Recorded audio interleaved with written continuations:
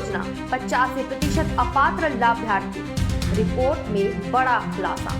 छत्तीसगढ़ में सिर्फ 15% बीपीएल कार्डधारी सही पात्र, शेष अपात्र। राजनीतिक सिफारिश बन रही अपात्रों को बीपीएल कार्ड दिलाने का हथियार। सरकार को चावल की प्रति किलो लागत 76 से 84 पर मिल रहा 1 से 2 रुपए में। बीपीएल कार्डधारी 22 कार्ड से उठा रहे राशन। क्या यही गरीबी है? सरकारी योजनाओं पर निगरानी का अभाव, बना भ्रष्टाचार का रास्ता। रिपोर्ट की सिफारिश, अपात्र से वसूली हो रही लागत और ब्याज सहित सस्ते चावल की जगह नगद ट्रांसफर का सुझाव। महिलाओं के खाते में सीधी राशि, गरीबों को मिले अच्छा चावल और सही पोषण। नगद हस्तांतरण हो सकता है समाधान। क्या सरकार करेगी ठोस निर्णय या फिर रिपोर्ट बनकर रह जाएगा सिर्फ आईना? नमस्कार, निशानेबाज में आप सभी का स्वागत है। मैं हूँ आपके साथ सिमरन निशा। आज हम एक ऐसे संवेदनशील मुद्दे पर बात करने जा रहे हैं जो सीधे तौर पर हमारे देश के गरीब और वंचित वर्ग से जुड़ा है। केंद्र और राज्य सरकारों के संयुक्त प्रयासों से देश भर में गरीबी रेखा के नीचे जीवन यापन करने वाले परिवारों के लिए बीपीएल कार्ड योजनाएं चलाई जाती है। इन योजनाओं का मूल उद्देश्य यही है कि कोई भी व्यक्ति भोजन के अभाव में अपने प्राण न गंवाए। सरकारें इसके तहत 1 या 2 रुपए किलो में या कहीं कहीं तो मुफ्त में भी चावल और अन्य खाद्य सामग्री गरीबों तक पहुंचाती है। मिट्टी तेल का वितरण भी जारी है। देखिए, योजनाएं बनाने की नीयत तो अच्छी होती है और उन्हें लागू करने के लिए सरकारें अधिकारियों और कर्मचारियों की पूरी फौज भी खड़ी कर देती है। लेकिन क्या होता है जब इतनी अच्छी नीयत वाली योजनाएं सरकारी निगरानी के अभाव में निगरानी मुक्त हो जाती है। एक ताज़ा रिपोर्ट के मुताबिक एक बार योजनाएं लागू हो जाती हैं तो उन पर निगरानी कमज़ोर पड़ जाती है। इसका सीधा परिणाम ये होता है कि राज्य और केंद्र पर बेवजह ही सामग्री के साथ साथ अधिकारियों और कर्मचारियों का बोझ बढ़ जाता है। और इससे भी बड़ी त्रासदी ये है कि यह स्थिति अधिकारियों और कर्मचारियों के लिए भ्रष्टाचार का एक नया रास्ता खोल देती है। रिपोर्ट में साफ तौर पर कहा गया है कि सरकार को चाहिए कि योजनाओं को लागू करने के बाद उन पर उतनी ही शिद्दत से निगरानी भी रखी जाए जितनी शिद्दत से उन्हें प्रारंभ किया गया था। आज ज़रूरत सिर्फ बीपीएल कार्डों की जांच की नहीं बल्कि अनुसंधान की है, यानी एकदम सूक्ष्मता से जांच की है। एक अनुमान के अनुसार यदि सरकार केवल छत्तीसगढ़ राज्य में बीपीएल कार्डों का सूक्ष्म अनुसंधान करवाती है तो कुल जारी बीपीएल कार्डों से केवल 15% ही पात्र उपभोक्ता रहेंगे। जी हाँ, आपने सही सुना, लगभग 85% उपभोक्ता स्वतः ही बाहर हो जाएंगे। ऐसा क्यों?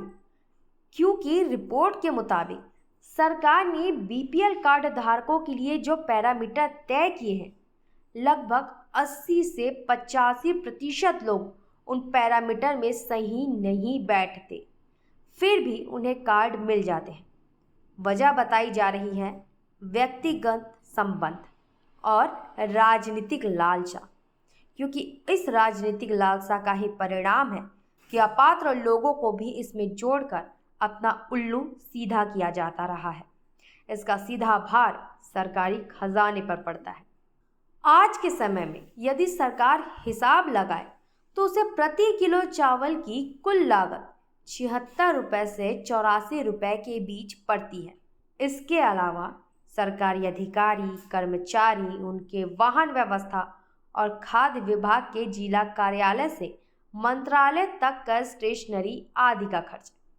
अगर इन सब का हिसाब लगाया जाए तो रिपोर्ट के शब्दों में दिमाग का दही होना तो तय है।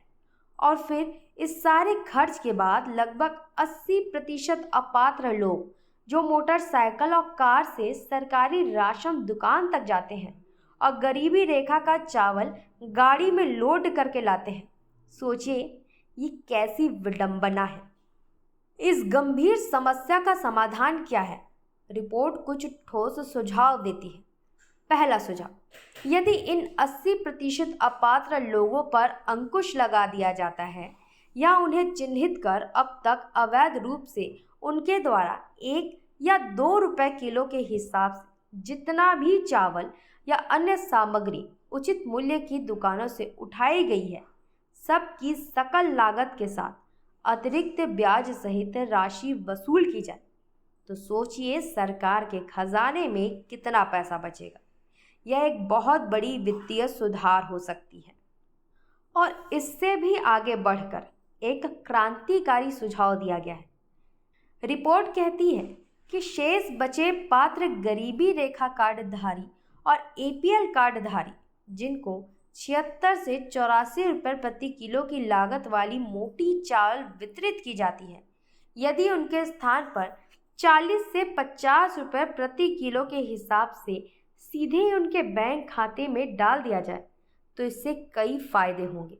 सबसे बड़ा फायदा तो ये होगा कि वे मार्केट से इससे भी अच्छी क्वालिटी का चावल अपनी पसंद से खरीद कर खा पाएंगे। दूसरा अहम पहलू ये है कि जिन गरीबों को चावल मिलते भी हैं, उनमें से कई परिवारों के चावल यूं ही उनके परिजनों के द्वारा बेच दिए जाते हैं और उस पैसे का उपयोग शराब आदि पीने में किया जाता है। यह बेहद दुर्भाग्यपूर्ण है। रिपोर्ट का सुझाव है कि चूंकि कार्ड अक्सर महिलाओं के नाम पर होते हैं, यदि पैसा सीधे महिलाओं के खाते में चला जाए तो इसका उपयोग महिलाएं उचित तरीके से अपने परिवार और बच्चों के पोषण संबंधी ज़रूरतों के लिए कर सकती है। यह एक सशक्तिकरण का भी कदम होगा। यह रिपोर्ट एक आईना है जो हमें सरकारी योजनाओं के क्रियान्वयन में मौजूद खामियों को दिखाता है। अब देखना ये है कि सरकार अपनी पुरानी लकीरों पर ही चलना पसंद करती है या फिर इस अपील का सरकार में बैठे शासन और प्रशासन के कुछ उच्च अधिकारियों के दिलो दिमाग पर कुछ असर पड़ता है। क्या वर्तमान में चल रही या कुप्रबंधन और भ्रष्टाचार को शासन श्राप के रूप में ही स्वीकार करती रहेगी या इसे उचित लोगों को और उचित तरीके से लागू कर सरकार और हितग्राहियों के लिए वरदान का रूप देगी। प्रकृति का नियम है परिवर्तन, और जब परिवर्तन जनहित में हो तो उसे अपनाना ही सबसे बड़ा राजधर्म है। हमें उम्मीद है कि इस रिपोर्ट पर गंभीरता से विचार किया जाएगा और गरीबों के हक को सुनिश्चित करने के लिए ठोस कदम उठाए जाएंगे।